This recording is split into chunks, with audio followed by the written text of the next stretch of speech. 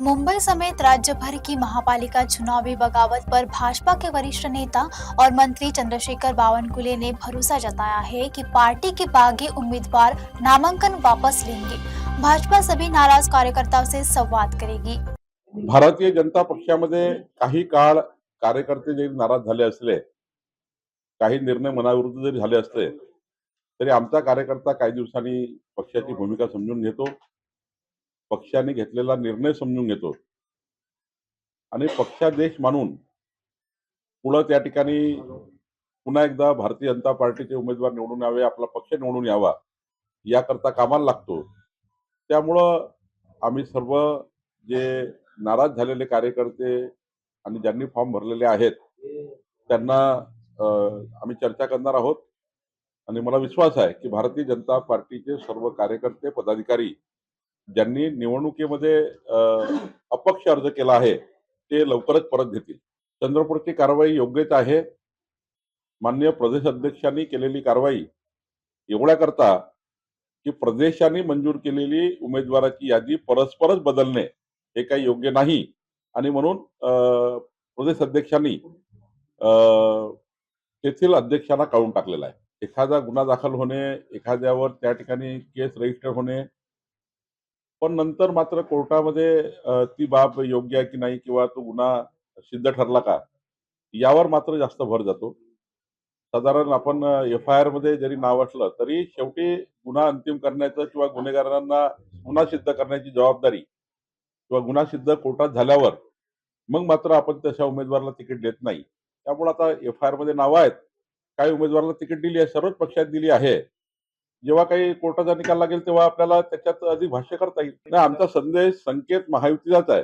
पण स्थानिक लेवलला काही त्या ठिकाणी कार्यकर्त्यांनी किंवा तिथल्या शिवसेना भाजपमध्ये आपसात न बसल्यामुळं काही ठिकाणी युती झाली नाही. पण राज्याचा जो काही चर्चा झाली आहे, राज्यात जे काही आम्ही एकत्र बसलेलो आहोत, माननीय देवेंद्रजी एकनाथजींनी युतीचे संकेत दिले आहे आणि त्यामुळे युतीमध्येच आम्ही त्या ठिकाणी जाणार आहोत. पण स्थानिक लेवलला मात्र कधी कधी वरच्या स्तरावर युती केल्यानंतरही खाली स्थानिक लेवलला काही त्या ठिकाणी अडचणी तयार होतात दोन्ही पक्षाकडनं. त्यामुळे कधी कधी महायुती त्या ठिकाणी तुटलेली आहे. तर मला असं वाटतं की आता जिल्हा परिषदला आम्ही पुन्हा एकत्र बसू. जिल्हा परिषद निवडणूक केव्हा होण्याची शक्यता आहे? साधारण मला असं वाटतं जो काही निवडणूक आयोगाचा कार्यक्रम आला आहे त्यामध्ये 12 जिल्हा परिषदा तर 50% आतमध्ये आहे ओबीसीच्या. त्या निवडणूक आयोग केव्हाही घेऊ शकेल.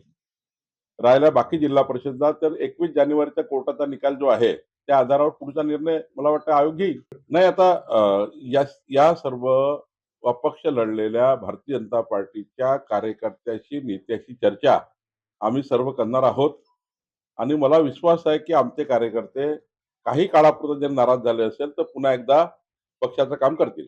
नाही, माननीय डेहनकरजी आणि आमच्या अर्चनाताई हे दोघंही निष्ठावान कार्यकर्ते आहे. पण थोडे डेहनकरजी नाराज झाले आहे. आम्ही त्यांच्याशी चर्चा करणार आहोत. मी स्वतः चर्चा करणार आहे आणि त्यातून मार्ग निघेल. काही अडचण नाही. त्यांच्या पक्षाचा जो अधिकार आहे तो त्यांनी पूर्णपणे त्यांचा तो अधिकार आहे. त्यामुळे त्यांनी काय करावं यामध्ये मी भाष्य करणं योग्य नाही. पण भारतीय जनता पार्टी ज्या ठिकाणी लढतं आहे त्या ठिकाणी आमचे उमेदवार पूर्ण क्षमतेने निवडून येतील. 51% मतं घेऊन निवडून येतील. ही तयारी भारतीय जनता पार्टीने केलेली आहे. आमच्या पक्षावर जनतेचा विश्वास आहे, महायुतीवर विश्वास आहे आणि त्यामुळं मला वाटतं की आम्ही चांगल्या पद्धतीने निवडून येऊ. पिंपरी चिंचवड असो की पुणे असो, भारतीय जनता पार्टीचाच महापौर बसेल आणि नंतरही निवडणुकीनंतरही समजा काही चर्चा करता आला आम्ही शिवसेनेची चर्चा करू, याच्याशी चर्चा करू. पण निश्चितपणे आम्ही जिथं लढतो आहे तिथे ताकदीने लढू, 51% मतं घेऊन निवडून येऊ. यावेळी मात्र 100% आमचे सर्व कार्यकर्ते पदाधिकारी निवडणुकीमध्ये पूर्ण झोकून घेणार आहे आणि आमची सर्वांची जबाबदारी आहे. निश्चितपणे भारतीय जनता पार्टीचे सर्व नेते माननीय गडकरी साहेबांनी आम्ही विनंती केली आहे. त्यांनी वेळ देण्याची विनंती केली आहे. सर्वांनाच विनंती केली आहे. आमचे स्टार प्रचारक जे आहेत ते सर्व निवडणुकीमध्ये दिसतील. 50, 52, 53 निर्णय घेतलेले आहेत.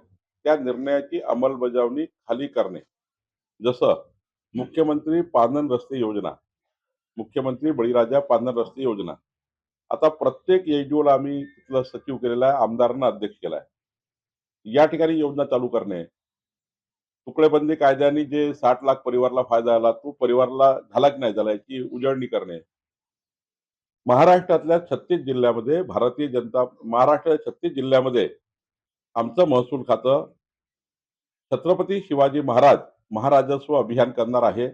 ज्यामध्ये एका जिल्ह्यातल्या सर्वच योजनाला घेऊन त्या जिल्ह्यात 10,000 15,000 नागरिकांना पट्टे वाटपापासून तर पांधन रस्त्यापर्यंत या शिबिराच्या माध्यमातून लाभ आम्ही देणार आहोत. मी स्वतः दिवसभर त्या जिल्ह्यात राहणार आहे आणि राहून छत्रपती शिवाजी महाराज महाराजस्व अभियानातल्या संपूर्ण लाभार्थ्यांना, शेतकऱ्यांना, शेतमजुरांना महसूल खात्याच्या माध्यमातून या ठिकाणी पूर्ण मदत लोकांना मिळाली पाहिजे हे करणार आहे. दुसरं जे क्लिष्ट कायदे आहे MLRC कोडमध्ये, जे जमाबंदी आयुक्ताकडे आता मोजणी विभाग आहे आमच्याकडे, मोजणी ही किती लवकर होईल ही 15 दिवसात झाली पाहिजे अर्ज केल्याच्या. मुद्रांक खात्याकडे वन स्टेट वन रजिस्ट्रेशन कुठूनही कुठेही रजिस्ट्री करता आली पाहिजे. आणि आमचं जे खातं आहे महसूल कोर, या महसूल कोरमध्ये महसुली अधिनियम जे कालबाह्य झालेले आहेत, नवीन कायदे आणण्याची गरज आहे. ते कायदे आम्ही आणणार आहोत जेणेकरून जनतेला तहसीलदार SDOच्या कार्यालयात जायची गरज नाही. घर बसल्या जनतेला आमचं खातं त्यांचा संपूर्ण अधिकार प्राप्त करून देणार आहे. आणि शेवटचं प्रामुख्याने या वर्षी व्हर्टिकल प्रॉपर्टी कार्ड म्हणजे फ्लॅट स्कीममध्ये राहणाऱ्या घरांना त्यांचं प्रॉपर्टी कार्ड देण्याचा निर्णय. आता यांच्याकडे रजिस्ट्री आहे, फक्त प्रॉपर्टी कार्ड नाही आहे. त्यामुळे जेवढे बिल्डिंगमध्ये लोक राहत असतील त्या सर्वांना प्रॉपर्टी कार्ड देणे हाही एक महत्वाचा निर्णय आम्ही घेणार आहे. आणि सोबतच या राज्यामध्ये मायक्रो झोनिंग करणार आहे. प्रॉपर्टीचं मायक्रो झोनिंग केलं तर रेडी रेकनरच्या रेटमध्ये अवास्तव रेडी रेकनर जे लागतात लोकांना, जर मोठं घर असेल बाजूला लहान घर असेल तर मोठ्या घराचा रेट लहान घराला लागतो. पण लहान घराचा रेट वेगळा असला पाहिजे, मोठ्या घराचा रेट वेगळा असला पाहिजे. जशी जशी त्या घराची परिस्थिती आहे त्याप्रमाणे रेट लागले पाहिजे. त्याकरता मायक्रो झोनिंग करणे हाही एक महत्वाचा निर्णय आम्ही करणार आहोत. त्यामुळं एकीकडे आमचं खातं लोकाभिमुख, पारदर्शी आणि गतिमान होण्याकरता जनतेला इज ऑफ डुईंग बिझनेसमध्ये जनतेला घरपोच सेवा देण्याचा निर्णय आम्ही करणार आहोत.